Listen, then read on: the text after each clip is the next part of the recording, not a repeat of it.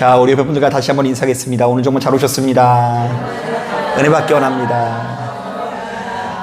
여러분 참 오랜만에 뵙는 것 같습니다. 이제 수요일 날 한 번 건너뛴 것 뿐인 것 같은데 굉장히 오랜만에 뵙는 것 같죠.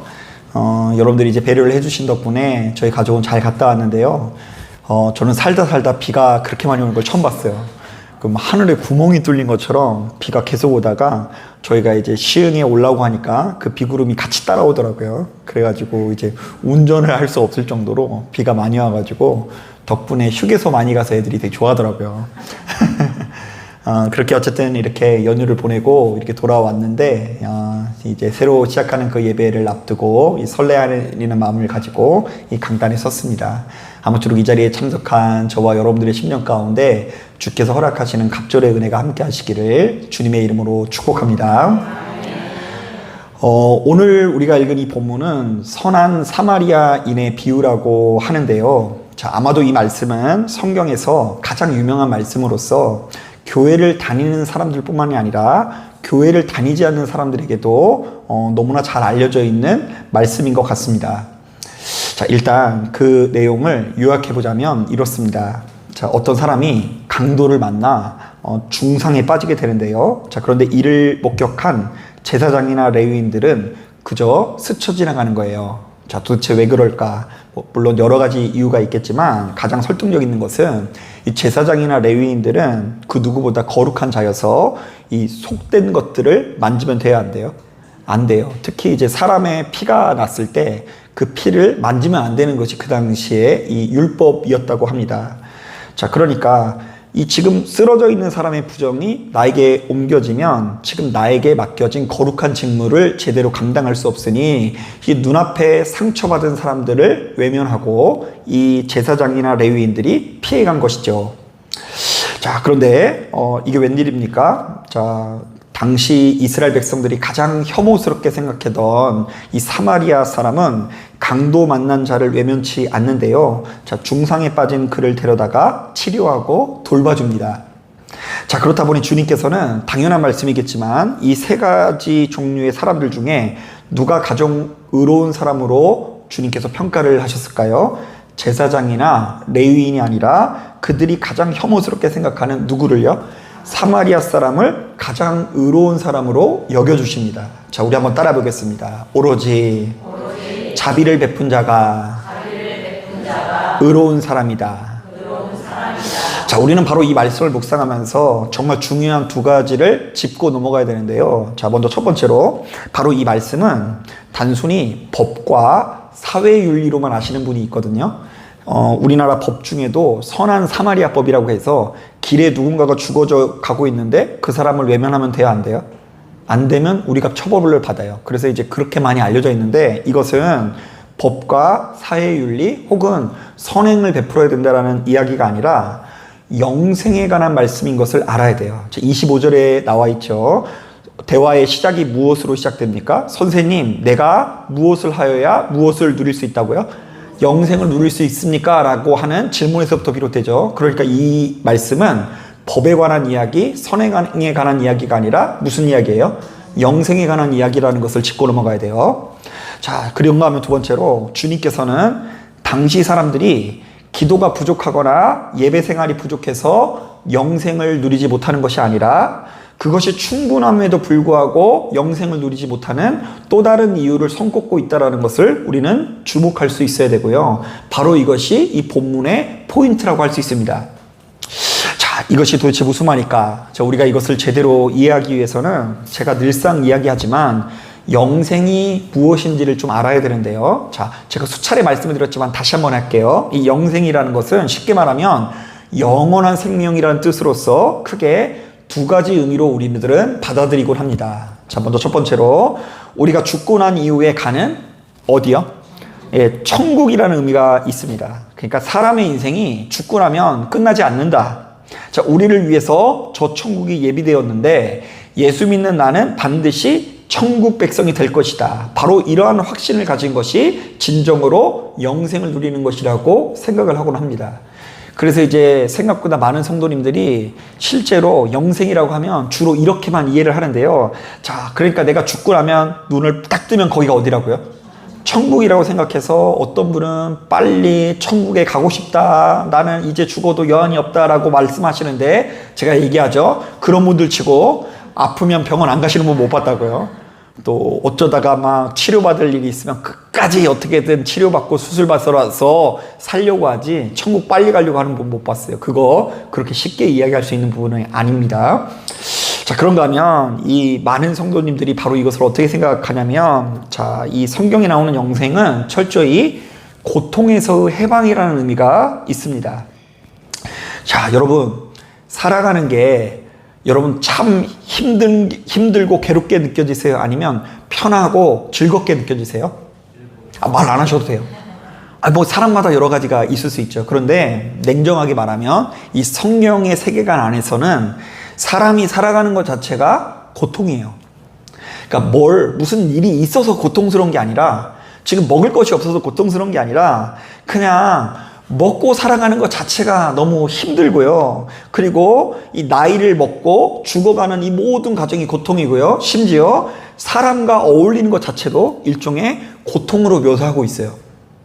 제가 얼마 전에 그 SNS에서 참 재밌는 글을 읽었는데요. 그 어떤 목사님이 이제 교회를 개척한 이후에 교회에 교인이 10명 넘은 돌파 기념으로 감사하는 마음을 가지고 정교인 여행을 떠났대요. 자, 몇 명이요? 10명. 그러면 우리 생각으로, 야, 10명이 참 행복한 그 여행을 보냈겠다, 이런 생각이 들죠. 그런데 그 목사님이 말하기는 자기가 그 여행 기간 동안 수명이 줄어드는 듯한 그 괴로움을 겪었대요. 사람마다 취향이 얼마나 다른지, 어떤 사람은 계획대로 움직이자는 거예요. 그리고 계획대로 A, B, C, D 이렇게 움직여야 되는데 왜 목사님은 그렇게 즉흥적으로 이렇게 하냐고 이야기하고요. 어떤 사람은 꼭 음식을 먹을 때도 통일하자 그러고, 어떤 사람들은 각자 먹자 그러고, 막 이러다 보니까 그 여행 기간 내내 너무 수명이 줄어드는 기분을 느껴가지고 다시는 여행을 가지 않기로 결정을 했대요.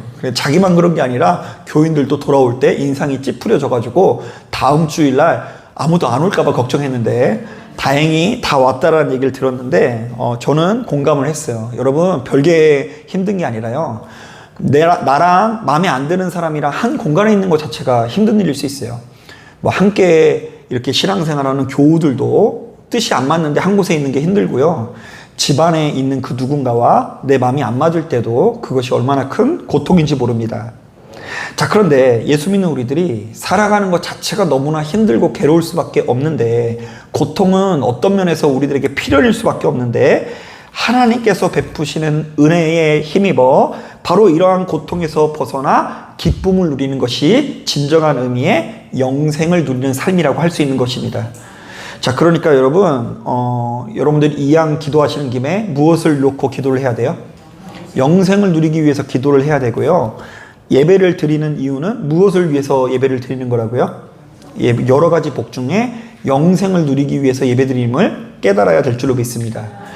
자, 그런데 여러분, 제가 지금 두 가지 영생에 관한 개념을 이야기를 했는데요. 자, 이것은 절대로 떨어뜨릴 수 있는 부분이 아닙니다. 자, 이 땅에서 천국을 누리던 사람이 또 어디도 간다고요? 저 천국에도 가는 거고요. 저 천국에 갈 사람들은 이 땅에서도 고통이 찾아오면 그 예수의 이름을 가지고 영생을 누릴 수 있는 능력을 갖춰야 하는 것이죠. 자, 그렇다고 한다면 예수 믿는 우리들에게는 영생을 누린다는 것이 정말로 중요한 화두인데요. 자, 과연 우리가 예수 안에서 영생을 누리기 위해서 무엇을 해야 될까? 자, 오늘 본문에 가면 예수 믿는 우리들은 내가 영생을 누리기 위해서 최대한 많은 사람들에게, 혹은 내 주변에 있는 사람들에게 사랑과 자비를 베풀 수 있어야 된다라고 증언합니다. 한번 따라해 보겠습니다. 나는 예수의 이름으로 사랑의 지경이 넓어져야 된다. 여러분, 다시 한번 말씀드리지만 본문에 나오는 제사장도 그렇고 레위인도 그렇고 당시 기준으로 볼 때 누구보다 경건한 사람이었어요. 자, 이 사람들은 하루에 3번씩 시간을 정해서 기도하고요, 수시로 여호와의 율법을 묵상하고 그 누구보다 철저히 11조 생활을 하고, 무엇보다 늘상 예루살렘에 머물면서 하나님께 예배드리는 사람이었습니다. 자, 그런데 바로 이런 제사장들이나 레위인은 자신도 모르게 이 악한 모습으로 변질되었는데요. 자, 왜냐하면 그들은 경건의 모양은 있으나 경건의 능력이라고 할 수 있는 사랑과 자비를 누리지 못하는 모습으로 변질된 것이죠. 자, 이에 반해서 본문에 나오는 이 사마리아 사람들은 당시 기준으로 볼 때 가장 더럽고 혐오스러운 사람 아닙니까? 자, 이들은 이방인들의 피가 섞인 사람입니다. 자, 그리고 무엇보다 사마리아 사람들은 예루살렘 외에 다른 곳에 성전을 지어서 성전을 모독한 사람이에요. 자, 그러니까 이스라엘 백성들은 오로지 어디에서만 예배를 드려야 돼요? 예루살렘에서 예배를 드려야 되는데 이 사마리아 사람들을 더럽다고 하면서 모독이 하니까 얘네들도 어디서 예배를 드려야 되잖아요. 그래서 그리심산이라는 곳에서 이렇게 처소를 만들어 놓고 예배를 드렸는데 이것으로 인해서 얘네들끼리 민족 간의 갈등이 일으켜져서 이 사마리아를 이스라엘이 침공을 해서 그 성전을 박살내버립니다. 자, 그런데 여러분, 이 사마리아 사람들이 거기 박살났다고 해서 예루살렘으로 갔을까요? 못 갔을까요? 가지도 못했을 뿐더러 이 박살나니까 박살난 성전을 붙들고 그리심산에서 기도를 하니까 이스라엘 백성들 입장에서는 얘네들은 성전을 더럽힌 자요 우상 숭배자로 여겨서 여행을 할 때 사마리아 지역을 지나가지 않는 것이 순리였습니다. 자, 그런데 바로 이런 사마리아인이야말로 고통에서 벗어나 생명을 누릴 수 있는 믿음의 진수를 누리고 있는데요. 자, 왜냐하면 겉으로 볼 때 이 사람들은 무도한 자의 모습처럼 느껴질지 모르겠지만 실제로는 하나님께서 요구하시는 자비와 사랑의 모습을 충분히 갖추고 있었기 때문입니다. 자, 그래서 바로 이런 자들을 통해서 누군가의 생명이 다시금 살아나고 이 땅이 천국과 같은 모습으로 변화될 수 있다는 것이죠. 자, 저는 목회를 하면 할수록 바로 이것에 대한 중요성을 가슴 깊이 깨닫는데요. 자, 우리가 겉으로 볼 때 아무리 거룩해 보이는 사람도 자비와 사랑이 없으면 소용이 없습니다. 자, 그런 사람들은 경건의 모양은 있어서 스스로는 몹시도 만족할지 모르겠으나 가는 곳마다 늘상 전쟁터가 되기 십상이고요. 오로지 자비와 사랑의 마음을 가진 사람이야말로 영원한 생명을 누릴 수 있고 평화를 누릴 수 있다는 것이죠. 자, 한번 따라 보겠습니다. 자비와 사랑으로 고통에서 벗어날 수 있다. 자, 제가 언젠가 한 목사님으로부터 재미있는 이야기를 들었는데요. 자, 제가 언젠가 한번 말씀드린 것 같은데 어떤 목사님이 자신이 교회에 출석하는 이 집사님으로 인해서 크게 속을 썩게 되었다고 합니다. 자, 이분은 그 누구보다 자기 자신을 기도하는 사람, 대단한 사람으로 여기면서 이 사람 저 사람을 판단하고 그리고 주장을 앞세우면서 상처를 입혔는데요. 그래서 너무나 속이 상한 목사님께서 이 집사님을 변화시키기 위해서 무려 30일 동안 작정 기도를 했다고 해요. 대단하죠? 여러분들 생각에 목사님들은 무조건 30일씩 작정 기도 할 줄 아시는데 생각보다 그렇지 않습니다. 똑같아요. 우리 인간이 그렇게 작정해서 한다는 거, 꾸준히 하는 거 힘들어요. 며칠 가기 힘들다고요? 그러니까 여러분 30일이라니요. 지금 며칠 가기 힘들다고요? 그러니까 작정 기도할 때는 며칠까지만 하세요? 이틀만 하세요. 더 약속을 과도하게 하시면 안 됩니다. 그래서 이제 그 목사님이 30일 작정 기도를 하는데 희한한 것은 이 목사님이 아무리 작정 기도하는데도 불구하고 이 집사님의 상태가 점점 더 안 좋아지는 거예요. 아니, 기도를 하면 사람이 뭔가 부을받고 좀 좋아져야 되잖아요. 그런데 너무 이 꼴보기 싫은 짓을 하니까 목사님의 기도가 하다가 막 너무 짜증이 나고 화가 막 치밀어 올라가지고 그 집사님 얼굴만 생각이 나면 화가 나가지고 나중에 기도 내용이 변하더래요. 하나님, 한 번만 쳐주시옵소서. 아, 도무지 안 되겠습니다. 혼쭐을 내주시옵소서. 이렇게 기도하는데 신기한 것은 바로 그 순간 그 집사님이 갑자기 그 어떤 사고로 인해서 기부스를 하고 교회를 나타났다고 합니다. 그래서 이제 이 목사님이 아이고 집사님 어떡해요, 속상해서 이렇게 얘기했지만 속으로는 좋아요, 싫어요? 제가 차마 그거 못 물어봤어요. 속으로는 좀 시원한 마음도 있겠죠. 자, 그런데 이게 웬일입니까? 이 집사님이 정신을 차리면 좋은데 몸이 아프다고 주변 사람들에게 짜증을 더 많이 부리는 거예요. 그래서 어느 하루는 왔는데, 교회에 왔는데 그분의 남편 얼굴이 반쪽이 돼서 왔더래요. 그 집에서 하루 종일 시달린 거죠. 이렇게 몸이 아프니까 이것 해달라 저것 해달라 이래가지고 그 부부 불화가 더 심해지고 고통스러워지더래요. 그래서 이제 누구와 말만 걸면 싸움닭처럼 달려드는 통에 목사님의 속이 썩어지게 됩니다. 자, 그래서 이 집사님을 향한 그 미움의 크기가 커져서 이 목사님이 목회할 힘을 잃어버리게 돼요. 여러분, 그러니까 오해하지 마세요. 이 사람이 지옥을 경험하는 데 있어서 많은 사람이 필요한 게 아닙니다. 딱 한 사람 미운 마음이 들어가지고 그 사람 꼴배기 싫어가지고 이제 목회를 하기 싫어가지고 기도를 이렇게 했다고 해요. 하나님, 몇 날 며칠까지 그 사람을 변화시켜주지 않으면 제가 사표를 쓸 테니 제발 좀 그를 변화시켜 주옵소서. 그런데 놀랍게도 그렇게 한참을 기도하는데 바로 그 순간부터 기도의 방향이 바뀌더랍니다. 하나님, 그 집사를 충분히 사랑하지 못해서 변화가 나타나지 않았군요. 이런 나를 용서하여 주옵소서. 하나님, 저 사람을 목사라는 이름으로 충분히 사랑하지 못하는 나를 변화시켜 주시고 제가 잘못했습니다. 자, 그런데 이때 신기한 일이 벌어졌습니다. 여전히 그 집사님은 변했어요, 안 변했어요? 안 변했지만 그 집사님을 바라보는 목사님의 마음이 변해서 조금도 요동하지 않고 평안한 모습으로 그 집사님을 대우하기 시작했다라는 이야기를 들은 적이 있어요. 저는 이것이 우리가 붙들어야 되는 영생의 길이라고 봐요. 그러니까 미워하는 마음을 가지고 이 땅에 오셔서, 교회에 오셔서 기도하는 가운데 돌아갈 때에 너그러운 마음으로 돌아가면 여러분들의 인생이 좋은 방향으로 나가게 되는 거예요. 이런 관점에서 최근에도 참 의미 있는 이야기를 본 적이 있는데요.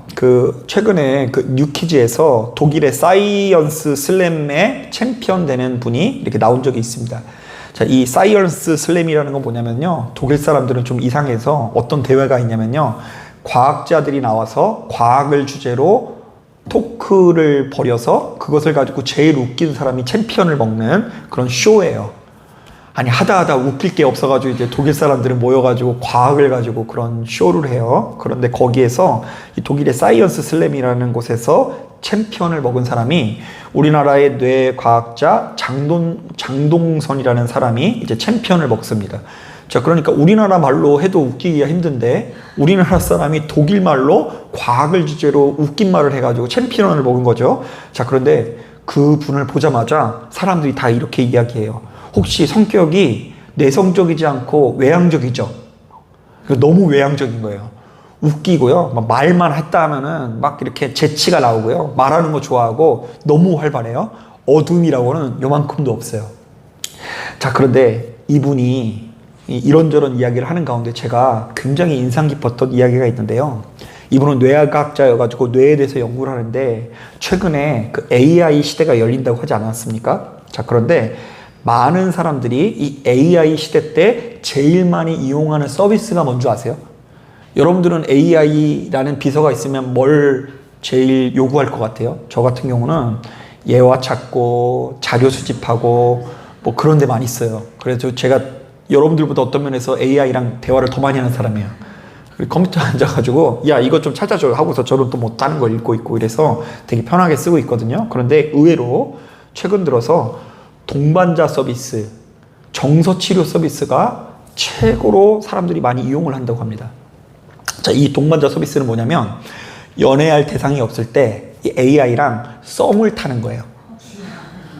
대화로. 난 오늘 너가 보고 싶네? 이러면 AI가 나도 네가 보고 싶어. 뭐 이런 거죠. 왜 그러고 앉았나. 도무지 이해가 되지 않지만 이 사람들이, 즉 현대인들이 극도의 외로움 속에 사랑의 온기를 그리워하고 있다는 것입니다. 그래서 이제 그 아내랑 먼저 사별한 그 노인 되시는 남자분이 AI랑 하루 종일 붙들어서 수다를 떠는 거예요. 주거니 받거니 이런 서비스. 그리고 정서적인 어떤 치료. 거기 안에 이제 정신의학과 전공한 사람의 어떤 다 여러 가지 데이터가 있어서 굉장히 그 여러 가지 진단들을 이렇게 효과적으로 해준다고 하더라고요. 그래서 현대인들이 동반자 서비스, 나 혼자는 너무나 고통스럽고 말할 사람이 없어서 지금 힘든 가운데 있는데 그 동반자 서비스, 치료 서비스로 인해서 극도의 외로움을 해결하고 있다. 이 사실이 굉장히 저에게 인상 깊었고요. 또 한 가지는요, 이분이 아까 제가 얘기했죠. 사이언스 슬램에서 챔피언 먹은 사람이라고. 말을 얼마나 잘하는지 몰라요. 얼굴에 어둠이 1도 없어요. 그런데 이분이 개인적인 아픔을 토로하는데요. 1980년대에 이분이 우리나라에 돌아왔는데 원래는 독일에서 학교를 다니다가 어린 나이에 돌아온 거죠. 근데 독일에서는 너 왜 우리랑 생김새가 달라 이래서 놀림을 당했대요. 다 머리가 노란색인데 까만색이니까 거기서 적응이 안 된 거죠. 그런데 국내에 들어오니까 뭐 한국어 발음이 좀 이상하잖아요. 그러니까 너 왜 양키물 먹었어? 이래가지고 이 왕따를 당했대요. 그래서 학교 폭력, 왕따 너무 심하게 당해가지고 학교를 그만두고 그 집에서 홈스쿨링을 했는데요. 80년대에는 홈스쿨이라는 개념이 없어가지고 쟤는 학교 안 다니고 노는 애 그렇게 낙인 찍혀가지고 아주 어두운 어린 시절을 보냈더라고요. 결정적으로 독일 살다 한국에 들어온 이 어머님이 극심한 우울증에 시달리다가 이렇게 살면 뭐하나 라는 마음을 가지고 자신의 아들과 함께 동반 자살 시도를 하게 됩니다. 자, 아들을 먼저 죽이고 자기가 죽이려고 한 거예요. 그런데 이분이 그래서 그때 그 어둠이 들어와서 아주 오랫동안 그게 시달리는 거예요. 가장 자기를 사랑하는 어머니가 자기를 죽이려고 했던 그 경험. 자, 그래서 이제 이분이 이 국내에서 검정고시나 이런 걸 패스하고 다시금 독일로 돌아가서 공부를 하는 와중에도 거기서 또 수시로 그 어둠이 몰려왔대요. 이렇게 살아서 뭐하나 하고서 집 밖에 나가지 않고 아무것도 안 하는 어둠에 시달리는데 이분을 어둠에서 끄집어낸 두 가지 치료제가 있었어요. 하나는 뭐냐면 어머님이 돌아가시기 직전에 막판에 잠깐 정신이 들어서 마지막으로 얘기를 하셨는데 아들아 미안하다. 내가 너에게 참 몹쓸 짓을 했다. 그러면서 나를 용서해 줄 수 있겠니 하면서 손을 잡아주더래요. 그러니까 여전히 믿기도 하지만 그 말을 듣고 그 어머니를 그래도 조금은 용서하는 마음이 들어서 사랑하는 마음을 갖게 됐다고 이야기하고요. 그 어머님의 사랑의 온기를 통해서 그래도 조금 치유했다라는 뉘앙스의 이야기를 하더라고요. 자, 그런가 하면 또 한 가지가 있는데 독일에서 그 어머니와의 그 상처로 인해서 또 자신도 역시 이렇게 살면 뭐하나 이러는 또 어둠이 찾아와서 극심한 우울증 가운데 집 밖을 못 나가고 있는데 희한한 독일인 친구가 있는데 매일같이 그 집에 찾아와서 이 사람을 끄집어내서 같이 달리기를 해줬대요. 매일같이. 자, 그러니까 여러분 신기한 게 뭔지 아세요? 사람한테 너무 상처가 많아서 혼자 골방에 파고들었는데 그 골방에 있는 그 장동선이라는 그 과학자가 다시금 살아날 수 있었던 것도 또한 뭐라고요? 사랑의 온기였어요. 자, 그러니까 여러분 이 과거에 그 인간관계 실패하는 사람일수록 골방에 숨으려고 하는 경향이 있거든요.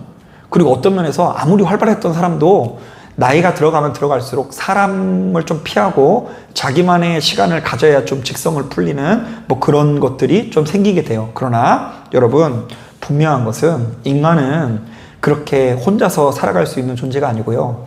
그럼에도 불구하고 우리에게 사랑의 온기가 필요하다, 필요하지 않다? 필요하다. 인간 때문에 상처받는 게 우리들의 인생이기도 하지만 그런 우리들을 다시금 일으켜 세우는 것도 사랑의 온기도라는 것입니다. 자, 그래서 제가 그것을 통해서 오늘 말씀 준비하다가 쇼크를 받고 맞다, 그래. 우리를 바로 세우는 거, 우리가 영생을 누리게 하는 거, 고통에서 벗어나게 하는 게 무엇이더라고요? 사랑의 온기라는 것을 확신하게 되었어요. 여러분 이것은 저도 역시 마찬가지입니다. 자, 사실 저는 수차례 말씀드린 것처럼 제가 죄인이라는 것을 그렇게 한 번도 생각해 보지 않은 채, 물론 수시로 회개하면서 기도를 한 적은 있어도 내가 그렇게 죄인이라는 것을 가슴 깊이 이해하지 못한 채 목사가 됐고요. 목사하면서 목회도 열심히 하고 있었던 사람이었습니다. 자, 왜냐하면 전 어려서부터 저 스스로 크게 엇나간 적이 없다라고 생각을 했었고요. 또 공부도 어느 정도 잘하는 모범적인 삶을 살았다고 생각했고요. 그리고 무엇보다 우리 엄마는 기도를 많이 하고 나는 그로 인해서 영적인 체험이 많기 때문에 내가 남들보다 뛰어난 사람이라고 생각하는 경향이 있었어요. 자, 그런데 신기한 게 그러니까 뭐냐면 사람이요. 내가 기도 많이 한 거 아니잖아요. 엄마가 기도 많이 했는데 내가 신령하게 여긴다니까요. 그러니까 여러분 조심하세요. 뭐냐면 여러분 눈에 확실히 제가 만약에 기도를 많이 하는 것처럼 느껴지잖아요. 그러면 괜히 그렇게 생각할 수 있어요. 여러분도. 나는 참 대단한 사람이구나. 혹은 내 주변에 있는 아내가 기도를 많이 하면 남편도 괜히 막 어깨에 막 힘이 들어가지고 자기가 신령한 줄 알고요. 남편이 막 신령하면 또 아내가 막 목이 힘들어가지고 나는 신령하구나 막 이렇게 오해하는데요. 철저히 오해예요. 저 사람이 기도 많이 한다고 해서 내가 기도 많이 하는 거 절대로 아닌 거죠. 저 사람이 하나님을 많이 안다고 해서 나까지 안다라고 생각하시면 안 되는 거예요. 자, 그렇다 보니 내가 대단한 사람이라 생각하니 수시로 누군가를 향한 그 비평이 제 입에서 떠나지 않았던 것 같고요. 이 사람은 이래서 문제, 저 사람은 저래서 문제라는 사고관이 저 안에 가득했던 것 같습니다. 자, 그러나 막상 예수를 인격적으로 어느 순간에 직접적으로 만나고 나니 다른 누군가를 탓하기 전에 누가 큰 죄인이라고요? 나야말로 큰 죄인이라는 것이 분명해지는데요. 자, 이른바 눈앞에 형편없어 보이는 누군가보다 사실은 내가 더욱 형편없는 사람이고요. 또한 누군가 저지른 죄된 모습이 사실은 저도 역시 자유롭지 못하라는 것을 날마다 가슴 깊이 실감하게 됩니다. 자, 그런데 신기한 것은 제 안에 이런 역사가 나타남으로 말미암아 이전보다 훨씬 더 큰 평화를 누리게 되었다는 것입니다. 예전에는 누군가 나보다 좋은 자리에 앉는 것을 못 보고 매사에 정죄하고 판단만 하던 저의 미숙함이 그래도 조금씩 교정되고 있다는 것을 느끼게 됩니다. 그래서 아직도 여전히 부족하지만 나는 내 나름대로 타인을 바라보는 눈이 조금씩 교정되고 타인을 바라보는 눈이 변화된 덕분에 이전보다 더 많이 이해하게 되고요. 이전보다 더 많이 유해지게 되는 것 같은데요. 자, 바로 그러니까 내가 변한 만큼 더 깊은 평안과 안식을 얻게 되더란 이야기인 것입니다. 자, 평화를 어느 정도 누릴 수 있다고요? 내가 변한 만큼. 내가 나를 바라보는 눈이 변해야 돼요. 내가 기도를 많이 하니까 의인이고 대단하고 이 교회를 이끌어가는 사람이라는 마음이 아니라 기도를 많이 하면 할수록 내가 하나님 앞에 차마 고개를 들 수 없는 면목 없는 마음이 생기는 만큼, 그리고 그런 마음으로 타인을 바라보는 눈이 바뀌어지는 만큼 우리가 평안과 안식을 누린다라는 이야기입니다. 자, 여러분, 우리가 참 고통스럽고 인정하기 싫지만 지금 이 시간을 통해 곰곰하게래요. 곰곰이 생각해 보길 바랍니다. 자, 여러분들의 인생에서 여러분들을 가장 고통스럽게 만드는 사람은 누구입니까? 자, 여러분들 인생에서 여러분들을 가장 외롭고 아프게 하는 사람은 누구일까요? 자, 어쩌면 그거 누구 때문이 아니라 바로 나로부터 시작된 문제일 수 있다라는 이야기예요. 자, 제가 전에 언제 한번 예화를 드린 적이 있는데요. 어떤 사람이 소천한 다음에 이렇게 장례식을 하지 않습니까? 근데 장례를 할 때 들어가면서 뭐 이렇게 이름을 쓴다거나 그 사람에게 마지막으로 남기고 싶은 말을 남기는 사람이 있어요. 자, 이렇게 방명록인데 방명록에 여러 가지 쓰는데 이제 어떤 사람이 그 친구가 죽은 이후에 거기다 이렇게 썼대요. 농약 같은 인생 편히 잠드소서. 그러니까 그 친구가 마치 이 세상을 무엇처럼 살아가는 것처럼 느껴진다고요. 농약. 그러니까 농약이 뭐냐면 이것저것 뿌리면 그 주변이 어떻게 되죠? 다 죽는 거예요. 그러니까 이제 내가 어떤 면에서 왜 그렇게 내 주변에 뭐가 자라나지 않을까? 왜 주변에 있는 것들이 자라나지 못했을까요? 내가 무엇이기 때문에? 차마 얘기 못하겠죠. 어쩌면 그거 나 때문일 수 있어요. 내가 사랑의 온기를 갖지 못했기 때문에, 내가 외면했기 때문에. 저 제사장 기도 참 많이 했어요. 레위인도 성전 가까운 데 있었어요. 그런데 정작 병든 자를 보고도, 강도 만난 자를 보고도 아무것도 안 했잖아요. 외면했잖아요. 그러니까 죽죠. 레위인하고 제사장 주변에 있다고 해서 살아나는 게 아니라 레위인하고 제사장이 하나님의 이름으로 예배는 잘 드렸는지 모르겠지만 그 병든 자 앞에서 아무것도 안 해서 죽은 거예요. 자, 그러나 별로 예루살렘을 섬길 줄도 모르고 율법도 안 지키는 것 같았던 누가요? 사마리아 사람이 그 병든 사람을 위해서 안아주고 아껴주고 싸매줄 때에 바로 그 사람을 통해서 사랑의 온기가 전달되어지고 치유의 역사가 나타나는 것을 보게 됩니다.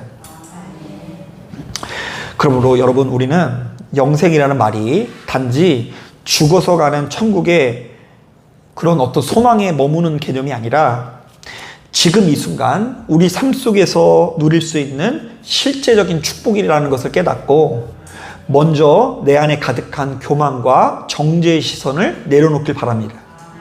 아마 오늘 본문에 나와 있는 제사장은 지네들이 더러운 사람이라는 생각을 했을까요? 안 했을까요? 추호도 못했을 거예요. 자기가 예배드린다는 이유 때문에 아마 자기를 세상 의인인 줄 알았을 거예요. 그런데 우리는 주님께서 보여주신 그 자비의 눈길로 내 이웃을 바라보고 아무리 불편하고 도무지 이해되지 않는 사람이라고 할지라도 그를 품어줄 수 있는 사랑의 사람이 되길 바랍니다. 자, 분명히 말씀이지만 의외로 하나님께서는 우리가 얼마나 많은 기도를 드리고 얼마나 오랜 시간 예배에 참석했는지를 먼저 묻지는 않으실 거예요. 자, 도리어 우리가 얼마나 자비로웠는지, 얼마나 용납했는지, 얼마나 사랑하려고 애썼는지를 우리에게 먼저 물어보실 것입니다. 자, 그러니까 우리가 어떤 면에서 기도하고 예배드리는 이유는 오늘 본문에 나와 있는 사마리아인처럼 그런 마음을 품기 위해서인 거예요. 그러므로 이제 우리는 예수님의 말씀처럼 누군가의 진정한 이웃이 되어주기를 결단하시길 바랍니다. 아픈 누군가를 외면하지 마시고, 그 사람이 어떤 면에서 악한 게 아니라 아파서 그런 걸 수 있어요. 아파서. 그래서 사실은 여러분, 자꾸 주변에 있는 누군가를 악하게 보면 여러분 되게 속병이 많이 나거든요. 그러니까 악하다고 생각하지 말고 그 사람을 어떤 사람으로 여기라고요? 아파서 그래, 아파서. 그럼 아픈 사람한테 가서 뭘 해줘야 되겠어요? 그냥 너무 힘들면 그냥 좀 다음에 위로해 주시고 아니 뭐 만나면 싸울 것 같은데 뭐 어떡해요. 가서 뭐 그게 억지로 되는 건 아니에요. 충분히 기도해 보시고 결단이 돼가지고 준비가 되었을 때 가장 준비되어 있는 상태로 전쟁을 맞이하시고요. 오늘 말씀 듣고 섣불리 갔다가 막 절단하는 수가 있어요. 그렇게 하지 마시고 아픈 자로 여겨주시면서 아픈 자에게 우리가 무엇을 해야 되는지 지혜롭게 판단하실 수 있는 저와 여러분들이 되기를 주님의 이름으로 축복합니다. 자, 기도하겠습니다.